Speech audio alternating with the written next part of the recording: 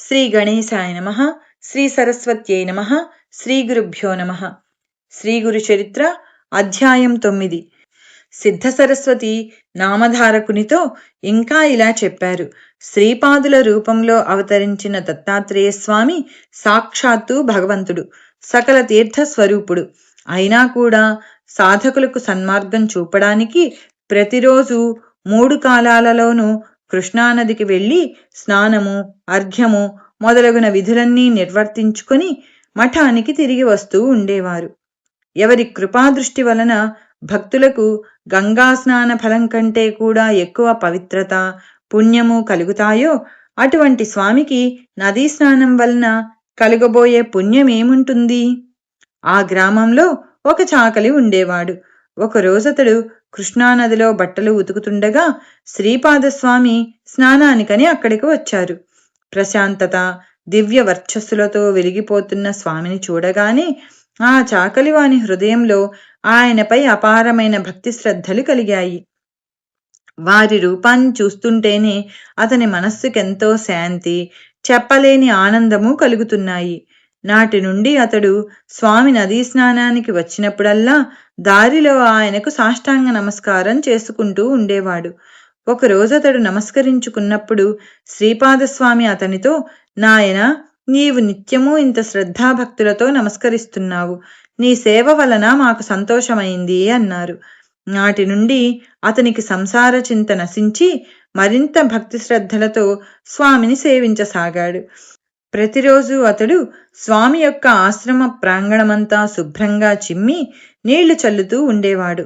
అటు తర్వాతనే తన కులవృత్తి చేసుకోవడానికి వెళ్తూ ఉండేవాడు. ఒక వసంత ఋతువులో వైశాఖ మాసంలో ఒక రోజున స్వామి నవ్వుతూ అతనితో, ఒరే, నువ్వు రాజువై జన్మించి రాజ్యమేలుతావురా అన్నారు. అతనికి ఆ మాట అర్థం కాలేదు. తర్వాత ఒక రోజతడు గుడ్డలు తుక్కోవడానికి నది వద్దకెళ్ళినప్పుడు అక్కడ సుందర యువతీ జనంతో కలిసి విహారార్థమై నదికి వచ్చిన ఒక యువరాజును, అతని వెంట వైభవంగా తరలివచ్చిన పరివారాన్ని చూచాడు. ఆ దృశ్యాన్ని చూచి అతడు సమ్మోహితుడై తాను నిరంతరం చేసుకునే నామస్మరణ మరచి తన్మయుడై కొంతసేపు ఆ దృశ్యాన్ని చూస్తూ ఉండిపోయాడు. తర్వాత అతడు మానవ జన్మమెత్తాక ఇటువంటి వైభవము, సుఖము అనుభవించకపోతే జీవితమే వ్యర్థం. ఈ రాజు ఎంతటి అదృష్టవంతుడో! ఇతనికింత వైభవం రావడానికి అతడు ఎంతటి భక్తితో గురువును సేవించాడో! నాకిటువంటి వైభవం ప్రాప్తించడం కలలోని మాట అనుకున్నాడు. ఇంతలో మధ్యాహ్నమయ్యింది. శ్రీపాదస్వామి స్నానం చేయడానికి నదికి వచ్చారు.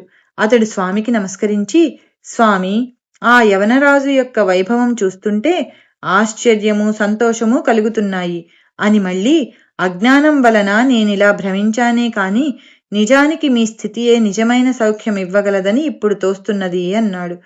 శ్రీపాదస్వామి, దానికేమున్నది? నీవు పుట్టినది మొదలు కష్టం చేసుకునే జీవిస్తున్నావు. అందువలన అతనిని చూడగానే నీకు రాజ్యభోగాలపై ప్రీతి కలగడంలో ఆశ్చర్యమేమీ లేదు. నాయనా, నీవు రాజు కావాలని మనస్ఫూర్తిగా కోరుకున్నావు కదా, నిస్సంకోచంగా చెప్పు అన్నారు. చాకలి వెంటనే స్వామికి నమస్కరించి, స్వామి, నా అజ్ఞానం మన్నించి నన్ను అనుగ్రహించు అని వేడుకున్నాడు. స్వామి, నాయనా, మనస్సులో బలంగా కలిగిన సంకల్పం నెరవేరవలసిందే. లేకుంటే ఇలాంటి వాసనలు మిగిలి ఉన్నంత వరకు మళ్లీ మళ్లీ జన్మిస్తూ ఉండవలసిందే.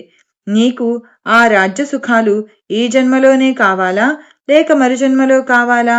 సంకోచించకుండా చెప్పు అన్నారు.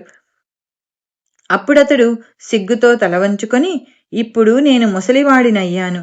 ఈ జన్మలో అంతటి సుఖం లభించినా తృప్తిగా అనుభవించలేను. కనుక నాకవి మరు జన్మలో లభిస్తే వాటిని ఆ జన్మాంతము అనుభవించగలుగుతాను అన్నాడు. అప్పుడు స్వామి, నాయనా, ఇలాంటి కోరికలు తమోగుణం వలన కలుగుతాయి. అవి కలిగాక ఇంద్రియాలను, మనస్సును తృప్తిపరచుకోవాలి. లేకుంటే మనస్సు నిర్మలమవక ఎన్నో జన్మలకు కారణమవుతుంది. నీలో రాజ్యకాంక్ష, సుఖలాలస బలీయంగా ఉన్నాయి. కనుక నీవు మరుజన్మలో మృధుర దేశంలో యవనరాజవంశంలో జన్మిస్తావు అన్నారు. అది విని రజకుడు, స్వామి, మీరిచ్చిన వరం నాకు ఇష్టమైనదే కాని వచ్చే జన్మలో నాకు రాజ్యం లభించినా నన్ను మీకు దూరం చేయవద్దు. మీ యందు దృఢభక్తి ఉండేలా అనుగ్రహించు. అప్పుడు నాకు మతద్వేషం ఉండకూడదు అని వేడుకున్నాడు. శ్రీపాదస్వామి, ఇప్పుడు నీవి ఎట్టి వైభవం చూచావో అట్టిదే మరి జన్మలో పొందుతావు. అప్పుడు మేము అవతరించవలసిన అవసరం వస్తుంది. అప్పుడు మేము నృసింహ సరస్వతి అనే సన్యాసి రూపంలో ఉంటాము. వృద్ధాప్యంలో నీకు మా దర్శనమవుతుంది. తక్షణమే నీకు జ్ఞానోదయం అవుతుంది. భయం లేదు. ఇక నీవు వెళ్ళి రావచ్చు అని ఆశీర్వదించి ఒక వింతైన నవ్వుతో అతని వైపు చూచారు. ఆ రజకుడు అక్కడికక్కడే కిందపడి మరణించాడు. శ్రీపాదులు ఇలాంటి లీలలెన్నో చేసి భక్తులను అనుగ్రహిస్తూ ఇంకొంతకాలం కురోపురంలోనే ఉన్నారు. ఆయన నివాసం వలన ఆ కురోపురం ఎంతో ప్రసిద్ధికెక్కింది. ఒకప్పుడు ఆయన, నేనింతకు ముందు అంబికకు జీవితాంతము శివపూజ చేస్తే మరు జన్మలో నా వంటి పుత్రుడు కలుగుతాడని ఆశీర్వదించాను. నాతో సమానుడు మరొకడు లేడు కనుక నేనే ఆమె గర్భవాసాన అవతరించి నా మాట నిలబెట్టుకోవాలి అని తలచారు. అటు తర్వాత ఒక ఆశ్వేయుజ మాసం కృష్ణపక్ష ద్వాదశి హస్తానక్షత్రము నాడు శ్రీపాద శ్రీవల్లభులు కృష్ణానదిలో మునిగి అంతర్హితులై మరొక చోట వేరొక రూపంలో అవతరించారు. అయినప్పటికీ సూక్ష్మ రూపంలో ఇక్కడే ఉన్నారని తెలిపే సంఘటనలు ఎన్నో ఉన్నాయి. భక్తి శ్రద్ధలతో కురోపురం దర్శించే వారికి ఆ స్వామి ప్రత్యక్షుడే. అందువల్లనే కురోపురం అంతటి శ్రేష్టమైన క్షేత్రం. శ్రీదత్తాయ గురవే నమః. శ్రీ శ్రీపాద శ్రీ వల్లభాయ నమః. శ్రీ నృసింహ సరస్వత్యై నమః. శ్రీ గురుచరిత్ర అధ్యాయం 9 సంపూర్ణం. శ్రీ గణేశాయ నమః. శ్రీ సరస్వత్యై నమః. శ్రీ గురుభ్యో నమః. శ్రీ గురుచరిత్ర అధ్యాయం 10. సిద్ధయోగి చెప్పిందంతా శ్రద్ధగా వింటున్న నామధారకుడు, స్వామి, శ్రీపాదవల్లభులు కృష్ణానదిలో అంతర్ధానమై వేరొక చోట మరొక అవతారమెత్తారని చెప్పారు కదా. అటువంటప్పుడు ఆయన గుప్త రూపంలో కురోపురంలో ఉన్నారని, ఇప్పటికీ అక్కడ తమను ప్రార్థించిన భక్తులను రక్షిస్తున్నారని కూడా చెప్పారే, అదెలా సాధ్యం అని అడిగాడు. నాయన, శ్రీపాదస్వామి సాక్షాత్తు భగవంతుడే. భగవంతుని మహిమకు అంతులేదు. ఆయన ఏమైనా చేయగల సమర్థుడు. మొదట ఒక్కడుగా ఉన్న ఆయన త్రిమూర్తుల రూపం ధరించి వేరువేరు కార్యాలు చేయడం లేదా? శ్రీపాదులు ఆ త్రిమూర్తుల స్వరూపమే. ఆయన మహిమకు సంభవము అసంభవము అన్నది లేదు. ఆయన అంతర్ధానమయ్యాక కూడా ఆ క్షేత్రంలో తమను ఆశ్రయించిన భక్తులను రక్షిస్తున్నారని తెలిపే దివ్యలీలను ఒకదానిని చెబుతాను విను. కాశ్యపస గోత్రీకుడైన వల్లభేశుడనే బ్రాహ్మణుడు వాణిజ్యం చేసుకుని జీవిస్తూ ఉండేవాడు. అతని కుటుంబం చాలా పెద్దది. కురోపురంలో అంతర్హితుడైన శ్రీపాదస్వామి తమను సేవించిన భక్తులను రక్షిస్తూ సూక్ష్మ రూపంలో ఆ క్షేత్రంలోనే ఉన్నారని విని అతడు స్వామికి భక్తుడయ్యాడు. అతడు ప్రతి సంవత్సరము నియమంగా ఒక్కసారైనా కురోపురం దర్శించి స్వామిని సేవిస్తుండేవాడు. ఒకనాడతడు స్వామిని స్మరించి తనకు వ్యాపారంలో మంచి లాభమొస్తే స్వామి దర్శనానికి కురోపురం వెళ్ళి అక్కడ ఆయన ప్రీతి కొరకు 1000 మంది బ్రాహ్మణులకు సంతర్పణ చేస్తానని మొక్కుకున్నాడు. అప్పటి నుండి అతడు స్వామిని స్మరించి ఏ పట్టణానికి వెళ్ళినా అక్కడ స్వామి దయవలన అతడు ఆశించిన కంటే ఎన్నో రెట్లెక్కువగా లాభం రాసాగింది. అందువల్ల అతని భక్తి విశ్వాసాలు మరింత దృఢమయ్యాయి. అతడు తనకొచ్చిన లాభానికెంతో సంతోషించి తన మొక్కు చెల్లించడానికి కావలసినంత డబ్బు మూట కట్టుకుని కురోపురానికి బయలుదేరాడు. 4 దొంగలు అతని వద్ద ఎంతో డబ్బున్నదని పసిగట్టి యాత్రికుల వేషాలు ధరించి అతనికి తోడైనారు. తాము కూడా ప్రతి సంవత్సరము కురోపుర యాత్ర చేస్తుంటామని చెప్పి అతనితో ఎంతో ఆదరంగా ప్రవర్తించి అతనిని నమ్మించారు. ఇలా 2-3 రోజులు ప్రయాణం చేసి వాళ్లంతా ఒక నిర్మానుష్యమైన ప్రదేశానికి రాగానే ఆ దొంగలు అతని పైబడి అతని తల నరికి అతని వద్దనున్న ధనం అపహరించారు. తర్వాత ఆ సంగతి ఎవరికీ తెలియకుండా చేయాలని తలచి ఆ దేహాన్ని దహనం చేయడానికి సిద్ధమయ్యారు. వల్లభేశుడు మరణించే ముందు చివరి క్షణంలో శ్రీపాదవల్లభ అని కేక పెట్టాడు. అందువలన భక్త రక్షకుడైన శ్రీపాద శ్రీవల్లభులు జడలు, భస్మము, త్రిశూలము ధరించిన యతిరూపంలో ఆ దొంగలకు ప్రత్యక్షమై త్రిశూలంతో వాళ్లను పొడిచి చంపాడు. అప్పుడా దొంగలలో ఒకడు ఆయన పాదాలపైబడి, ప్రభూ, నేను దుష్టబుద్ధితో ఈ బ్రాహ్మణుణ్ణి వెంబడించలేదు. నేను తెలియక వీరిని దారిలో కలిశాను. నిజానికి నేనెన్నడూ దొంగతనం చేసి ఎరుగను. సర్వసాక్షి అయిన మీరు అంతర్దృష్టితో గమనిస్తే మీకే తెలుస్తుంది. స్వామి, నన్ను క్షమించి విడిచిపెట్టవలసినది అని ఆయన్ను శరణు వేడాడు. స్వామి అతనికి అభయమిచ్చి కొంచెం విభూతి ప్రసాదించి దానిని వల్లభేశుని శరీరంపై చల్లి తెగిపడియున్న తలను మొండానికి అతికించమని ఆదేశించారు. అతడలా అతికిస్తుండగా శ్రీపాదస్వామి వల్లభేశుని శిరస్సుపై తమ అమృత దృష్టిని సారించి మరుక్షణమే అంతర్ధానమయ్యారు. వల్లభేశుడు తిరిగి బ్రతికాడు. అతనికి పూర్తి స్పృహ వచ్చేసరికి సూర్యోదయమయ్యింది. అతని పక్కన ఒక వ్యక్తి మాత్రమే ఉన్నాడు. వల్లభేశునికి అంతకుముందు జరిగినదేమీ గుర్తులేదు. అందువలన అక్కడ చచ్చిపడియున్న దొంగలను చూచి ఆశ్చర్యపడి, వీళ్లందరూ ఎలా మరణించారు? నీవొక్కడివే ఎలా బ్రతికి వచ్చావు? ఇంత జరిగినా నీవొక్కడివే ఇంకా ఇక్కడే ఉన్నావేమి అని అడిగాడు. అప్పుడు అతడు, అయ్యా, ఇప్పుడొక అద్భుతమైన దైవలీల జరిగింది. మనననుసరించి వచ్చిన వారు దొంగలే కాని యాత్రికులు కారు. వారు నిన్ను చంపి నీ ధనం అపహరించారు. ఇంతలో ఒక తపస్వి వచ్చి ఈ దొంగలను చంపి నిన్ను బ్రతికించారు. నీకు నన్ను కాపలాగా ఉంచి ఆయన అంతర్ధానమయ్యారు. ఆ మునీశ్వరుడెవరో కాని సాక్షాత్తు పరమశివునిలా ఉన్నారు అని చెప్పాడు. ఆ మునీశ్వరుడు సాక్షాత్తు శ్రీపాదవల్లభులేనని తెలుసుకుని భగవంతుడైన ఆయన దర్శనం తనకు లభించనందుకు వల్లభేశుడెంతో పరితపించాడు. అతడు వెంటనే అమితోత్సాహంతో ఆ ధనం తీసుకుని కురోపురం చేరాడు. అక్కడ శ్రీపాదుని పాదుకలను సకలోపచారాలతో పూజించి ముందు తాననుకున్నట్లు 1000 మందికి కాక 4000 మంది బ్రాహ్మణులకు తృప్తిగా భోజనం పెట్టి దక్షిణ తాంబూలాలతో వారందరినీ సత్కరించి సంతోషపెట్టాడు. ఈ విధంగా శ్రీపాదస్వామి కురోపురంలో అదృశ్యంగా ఉంటూ ఇలాంటి లీలలెన్నో చేశారు. నేటికి సజ్జనులకు అక్కడ ఆయన దర్శనమిస్తారు.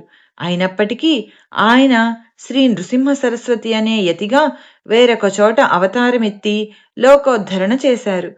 భక్తులు ఎక్కడ ఉన్నప్పటికీ శ్రీపాదస్మరణ చేస్తే చాలు, వారికి స్వామి అభీష్టాలనిచ్చి రక్షిస్తాడు. అట్టి స్మరణకు అనుగుణమైన నామం తరతరాలుగా ఇలా ఉన్నది అన్నారు సిద్ధముని. దిగంబర దిగంబర శ్రీపాదవల్లభ దిగంబర, దిగంబర దిగంబర అవధూత చింతన దిగంబర. శ్రీ దత్తాయ గురవే నమః. శ్రీ శ్రీపాద శ్రీ వల్లభాయ నమః. శ్రీ నృసింహ సరస్వత్యై నమః. శ్రీ గురు చరిత్ర అధ్యాయం 10 సంపూర్ణం. శ్రీ గణేశాయ నమః. శ్రీ సరస్వత్యై నమః. శ్రీ గురుభ్యో నమః. అధ్యాయం 11 శ్రీ గురు చరిత్ర. ఈ 11వ 12వ అధ్యాయాలలో శ్రీ దత్తాత్రేయ స్వామి యొక్క 2వ కలియుగ అవతారమైన శ్రీ నృసింహ సరస్వతి స్వామివారి వృత్తాంతం చెప్పబడుతుంది. ఇందులో గమనించవలసిన ముఖ్యమైన అంశాలివి. శ్రీపాదస్వామి కాని శ్రీ నృసింహ సరస్వతి స్వామి కాని తాము భగవద్ అవతారములని లోకానికి చాటుకోలేదు. శ్రీరాముడు కూడా ఆత్మానాం మానుషం మన్యే, నేను మానవుడననే తలుస్తున్నాను అన్నాడు. శ్రీకృష్ణుడు తాను భగవదవతారమని అర్జునుడి వంటి ఆంతరింగులకు కొద్దిమందికి మాత్రమే చెప్పాడు కాని లోకానికి చాటలేదు. దీనిని బట్టి నిజమైన అవతార పురుషుడు తన నిజతత్వాన్ని లోకానికి చాటుకోడని తెలియాలి. వేదవ్యాసుల వంటి సత్యద్రష్టలు కొద్దిమంది మాత్రమే ఈ రహస్యాన్ని గుర్తించి లోకానికి తెలియబరచారు. ఈ అవతారమూర్తులందరూ తమ నిజమైన విశ్వరూపాన్ని ఆంతరంగికులకు ప్రసాదించి అనుభవపూర్వకంగా తమ దైవత్వాన్ని నిరూపించారు. అలాగాని పౌండరీక వాసుదేవని వంటి కీర్తికాములు మాత్రమే తాము అవతార పురుషులమని లోకాన్ని నమ్మింపజూచారు. అవతార పురుషులందరూ సద్గురువులను ఆశ్రయించి సత్సంప్రదాయాన్ని పాటించారే గాని తమకట్టి ఆలంబనలు అనవసరమని, తాము సర్వధర్మాలకు అతీతులమని చెప్పి స్వేచ్ఛాచారులు కాలేదు.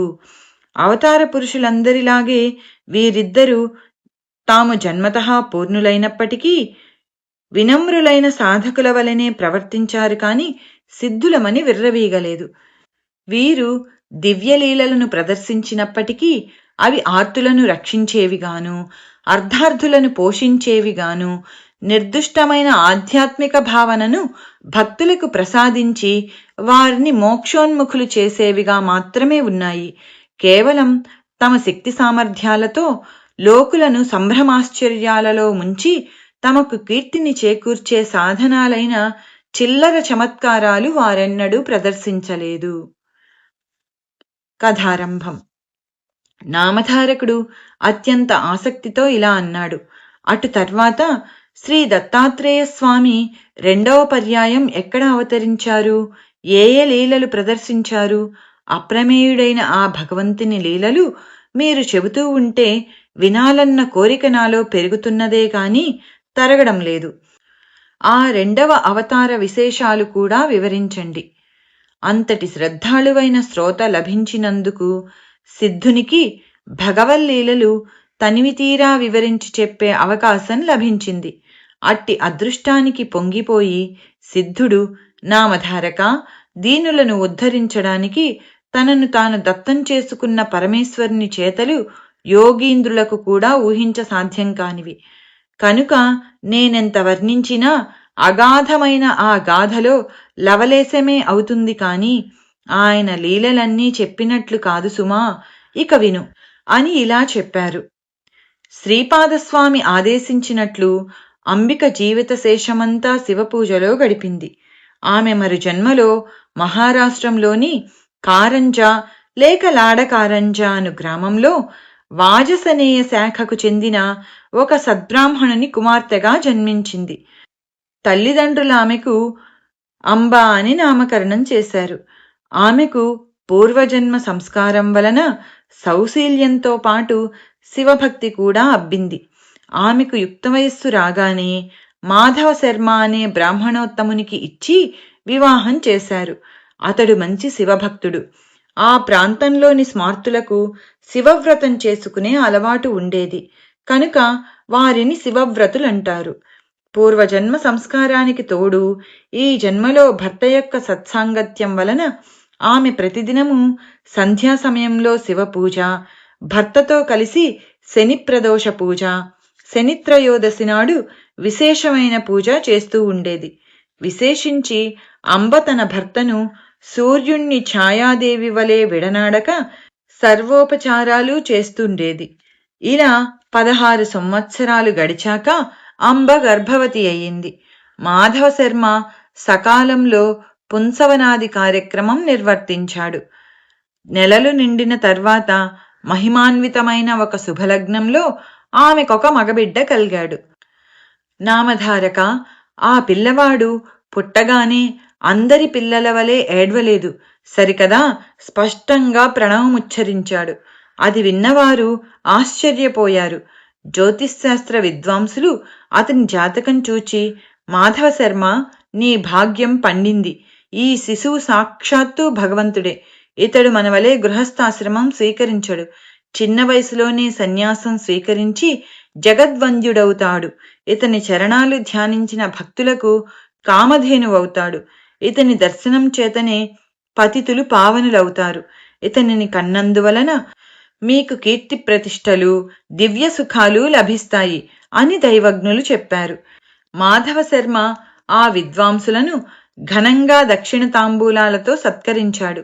వారు సెలవు తీసుకుంటూ, మాధవ శర్మ, ఈ బాలునికి శ్రీసిద్ధులు దాస్యం చేస్తాయి, నవనిధులు పరిచారకులవుతాయి అని ఆశీర్వదించారు. ఆ బాలుడు పుట్టిన వెంటనే ప్రణవముచ్చరించిన సంగతి వాడవాడలా ప్రాకిపోయి అతనిని చూడడానికి జనం ఇసుక వేస్తే రాలనంతగా వచ్చారు. పిల్లవానికి దృష్టిదోషం తగలకుండా తండ్రి రక్షాబంధనం చేయించాడు. తల్లి అతనికి ఉప్పు, మిరియాలు, ఎండుమిరపకాయలు, వేపాకులతో దృష్టి తీసేది. తర్వాత ఒక సుముహూర్తంలో ఆ పిల్లవానికి శాలగ్రామదేవ అని పేరు పెట్టారు. కాని ఇంట్లో అందరూ అతనిని నరహరి అని పిలుచుకునేవారు. నరులంటే అజ్ఞానబద్ధులైన మానవులు, హరి అంటే మానవుల యొక్క అజ్ఞానం వలన కలిగిన దైన్య తాప పాపాలను పోగొట్టేవాడని అర్థం. ఆ పేరు ముందుగానే ఆయన అవతారమూర్తి అని సూచిస్తున్నట్లున్నది. బలహీనంగా ఉండడం వలన అంబ వద్ద పిల్లవానికి చాలినన్ని పాలు లేవు. పిల్లవాని కోసం ఒక దాదిని కాని పాడి మేకను కాని ఏర్పాటు చేయాలని ఆ దంపతులు ఆలోచిస్తూ ఉండగా ఆ పిల్లవాడు తన చిన్నారి చేతులతో తల్లి యొక్క వక్షస్థలాన్ని స్పృశించాడు. వెంటనే ఆమెకు స్తన్యం పెల్లుబికి 32 ధారలుగా కారి నేలపై పడ్డాయి. ఈ విషయం అందరికీ తెలిస్తే బిడ్డకు దృష్టిదోషం తగులుతుందని వెరచి అంబ ఈ లీలను రహస్యంగా ఉంచింది. ఆ పిల్లవాడు ఊయలలో పడుకోబెడితే ఏడ్చేవాడు, నేల మీద పడుకోబెడితే ఆడుకునేవాడు. ఇలాంటి లీలలెన్నో జరిగినప్పటికీ తల్లి వాటిని ప్రకటించలేదు. అందువలన ఆ ప్రభు యొక్క సంపూర్ణమైన దివ్యత్వం అందరికీ తెలియలేదు. ఇలా సంవత్సరం గడిచినా అతనికి ఒక్క మాట కూడా రాలేదు. కులదేవతలను ఆరాధించమని కొందరు, మర్రి ఆకుల విస్తళ్లలో బ్రాహ్మణులకు భోజనం పెట్టించమని కొందరు, రావి ఆకుల విస్తళ్లలో భోజనం పెట్టించమని మరికొందరు చెప్పారు. మాటలు చెబుతూ అతని చేత అనిపించడానికి ప్రయత్నిస్తుంటే క్రమంగా వస్తాయని కొందరు, అతడు మాత్రం మాటలొచ్చినా కొంతకాలం తర్వాత మాత్రమే మాట్లాడతాడని మరికొందరు అనేవారు. వారందరి మాటలు విని నరహరి నవ్వేవాడు. ఎవరేమడిగినా ఓం అన్నదే అతని సమాధానం. ఆ సంగతి విని కొందరు పెద్దలు, ఇతడు మన మాటలు వినగలుగుతున్నాడు కనుక అతడు చెవిటివాడు కాదని స్పష్టమవుతున్నది అనేవారు. అతడు మూగవాడైతే అంత స్పష్టంగా ఓం అనడం సాధ్యం కాదు. ఇతడు మాటలొచ్చి కూడా ఎందుకో మాట్లాడటం లేదు అని కొందరు తల్లికి ధైర్యం చెప్పేవారు. ఆమె ఎవ్వరేది చేయమని చెప్పినా అదల్లా చేసేది. తమ కులదైవమైన దత్తస్వామికి ప్రత్యేక పూజలు చేసేది. ఇలా నరహరికి 7వ సంవత్సరం వచ్చింది. కాని అతను మాట్లాడనే లేదు. బాలుడు మోగవాడవుతాడని తల్లిదండ్రులెంతో కలత చెందారు. ఒకనాడు అంబ అతని పరిస్థితికి కంట తడిపెట్టింది. అది చూచి నరహరి సైగలతో ఆమెను వారించి పక్కనే ఉన్న ఒక ఇనుప వస్తువును తెప్పించి చేతితో తాకాడు. తక్షణమే అది బంగారంగా మారింది. ఆశ్చర్యంతో తల్లిదండ్రులు మరికొన్ని ఇనుప వస్తువులను అతని చేత తాకించారు. అవి కూడా బంగారంగా మారాయి. తమ పిల్లవాడు సామాన్యుడు కాదని, ఆజన్మ సిద్ధుడని వారు గుర్తించారు. అయినప్పటికీ ఆ దంపతులు అతడు మాట్లాడకపోవడం గురించి దిగులు పడుతూనే ఉండేవారు. అతడు వేదాధ్యయనం చేసి స్వధర్మాన్నెలా పాలించగలడు అన్నదే మాధవ శర్మకున్న దిగులు. తల్లి ఒకరోజు అతనిని అక్కున చేర్చుకొని కన్నీరు కారుస్తూ, నా కన్నతండ్రి, నీ మాటలు విని ఆనందించే భాగ్యం మాకు లేదా అన్నది. అది విని నరహరి నవ్వి తనకు ఉపనయనం చేస్తే మాట్లాడుతానని, మొట్టమొదటగా ఆమెతోనే మాట్లాడుతానని సైగల ద్వారా తెలిపాడు. ఆ సంగతి విని మాధవశర్మ ఆశ్చర్యపడి అతని ఉపనయనానికి ఒక శుభముహూర్తం నిర్ణయించి ఊరి వారందరినీ ఆహ్వానించాడు. గ్రామస్తులందరూ అతడి ఆశలు అడియాసలై నలుగురిలో తలవంపులకు గురి అవుతాడని తలచారు. కొందరు పెద్దలు మాత్రం, అయ్యా, ఆ పిల్లవాడు గాయత్రి మంత్రం ఉచ్చరించగలిగితే మనకేమీ, లేకపోతేనేమి, మనకు మాత్రం మృష్టాన్న భోజనం, ఘనంగా దక్షిణ తాంబూలాలు లభిస్తాయి కనుక ఈ ఉపనయన కార్యక్రమం జరుపుకోనివ్వండి అన్నారు. అందరూ ఉపనయనానికి మాధవ శర్మ ఇంట సమావేశమయ్యారు. నరహరి ముండనము, మాతృభోజనము అయ్యాక జింక చర్మము, పసుపు వస్త్రము ధరించాడు. చెవిలో గాయత్రీ మంత్రం ఉపదేశించినప్పుడు నరహరి ఆ మంత్రరాజాన్ని మనసులోనే జపించి దీక్ష తీసుకున్నాడు.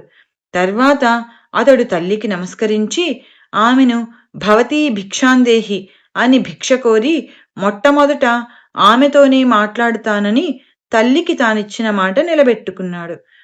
తల్లి మొదటి భిక్ష ఇచ్చి ఋగ్వేదం పఠించు, ఆచారం పాటించు అనగానే నరహరి అగ్నిమీళే పురోహితమని ప్రారంభించి ఋగ్వేదంలోని మొదటి మంత్రం చెప్పాడు.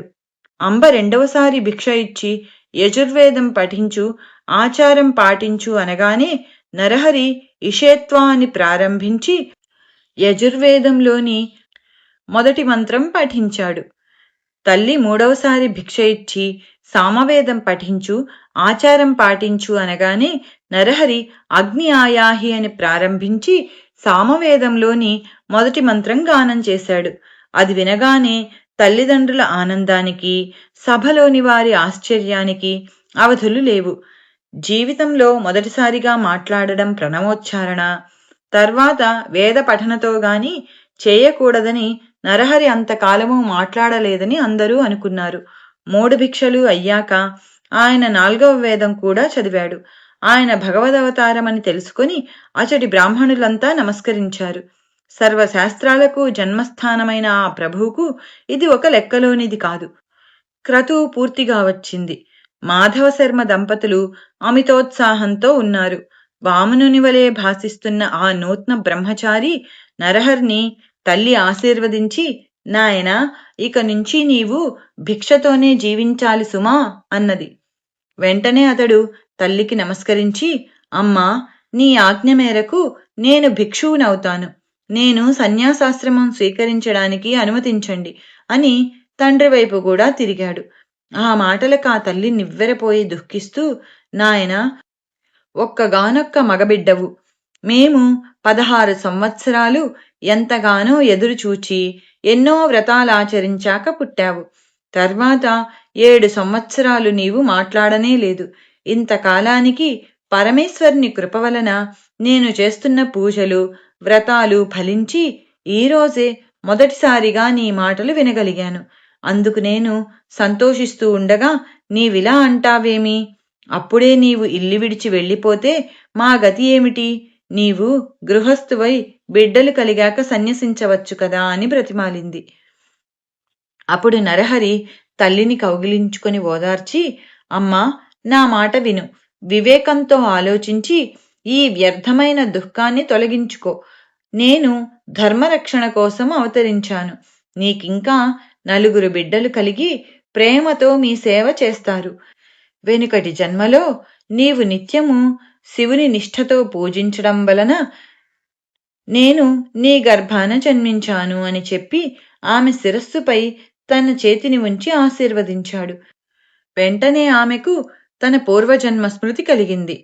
అతడు శ్రీపాదవల్లభుడిగా దర్శనమిచ్చాడు. వెంటనే ఆమె ఆనందంతో పరవశించి అతని పాదాలపై పడి ఇలా అన్నది, స్వామి, పూర్వజన్మలో కుపుత్రవతి అయిన నేను ఆత్మాహుతికి పాల్పడినప్పుడు రక్షించిన శ్రీపాదుడవు నీవే. బ్రహ్మాండాలన్నీ నీలోనే ఉన్నాయి. అట్టి నీవు నా గర్భాన పుట్టినందువలన నా భర్తృవంశము, పితృవంశము కూడా పావనమయ్యాయి.